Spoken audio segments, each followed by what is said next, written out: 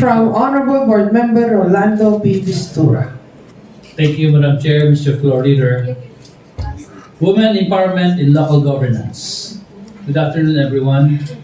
Madam Presiding Officer, distinguished colleagues, I rise before you today on a matter of personal and collective privilege to commemorate Women's Month and pay my respects to all hardworking, brave, and strong women who work tirelessly to contribute to the betterment of our society. These women are part of our lives. They are our mothers, sisters, daughters, nieces, aunts. We call them our lola, nanay, anak, tita. They are our teachers, doctors, lawyers, engineers, nurses, and government workers. While we celebrate women's mainly during the month of March, it should be emphasized that we should celebrate this importance and significance daily in our hard work, all their hard work and effort to maintain their lives and the lives of others around them. Malala Yousafzai, who was considered the world's youngest Nobel Peace Prize laureate, once said, "There are two powers in this world. One is the sword, and the other is the pen. The third power, stronger than both, that of a woman." She was known for her human rights advocacy, especially the education of women and children. Indeed, there is truism in her words. In our history, women have shown their power to end discrimination and dismantle stereotypes. We have great women who live extraordinary and challenging lives in order for us to live in peace.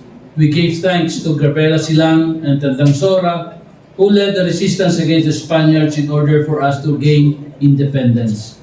We remember Josefa Lianes Escoda, who carried dangerous work during World War II and founded the Girl Scouts of the Philippines.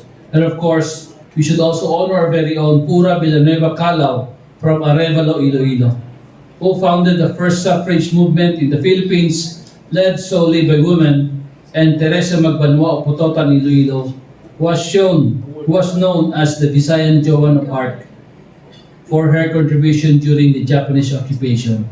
These Filipino women helped shape the nation during their mission to resist gender inequality and eventually led to what we have today. One of the most significant achievements of our government was granting women the right to vote.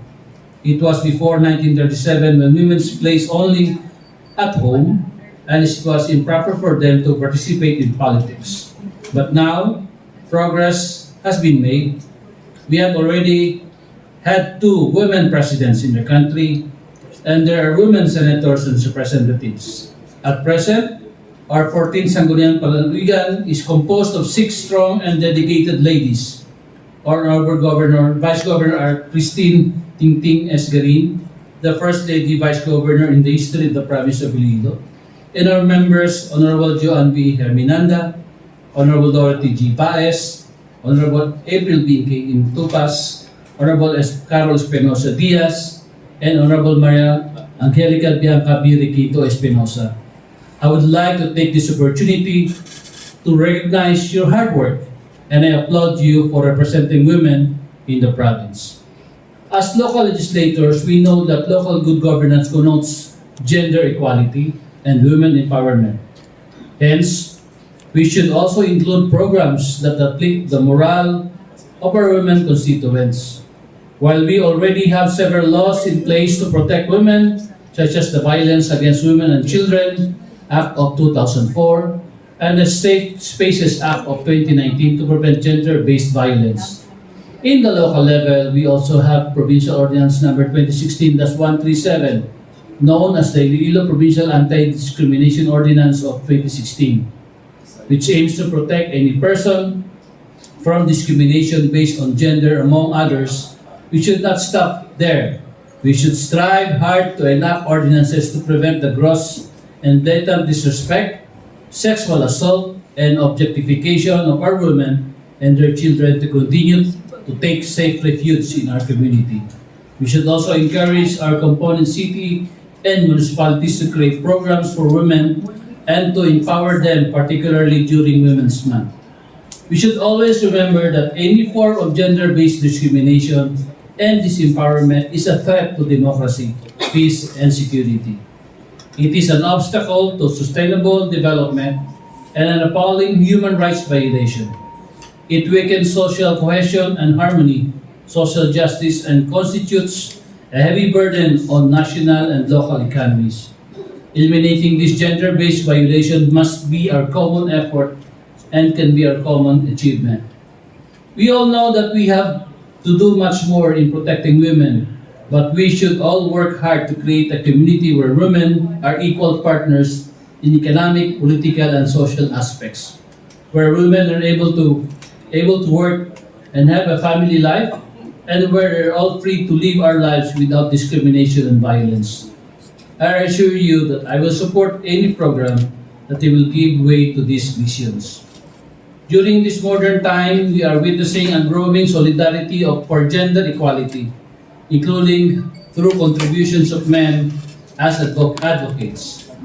Let us use our collective energies to reach the common marginalized women and children in the province by tackling stark and rising inequalities and multiple forms of discrimination. We must seize all opportunities of local and national levels to give new impetus to the achievement of gender equality and women and girls' empowerment in their human rights. Thank you very much, Your Honors. Thank you. And may we request for a resolution?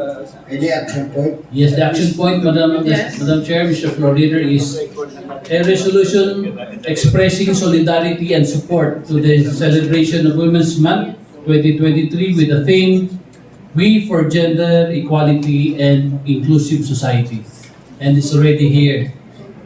And it is resolved further that to encourage the local component local government units in the province of Iloilo to promote awareness and create programs in relation to the Women's Month celebration, Your Honor. I so move, Your Honor. So moved and second the motion, Honorable Gonzales Diaz, Kahilig Montehar, Soriano, and Tupas and Herminanda. Motion is approved.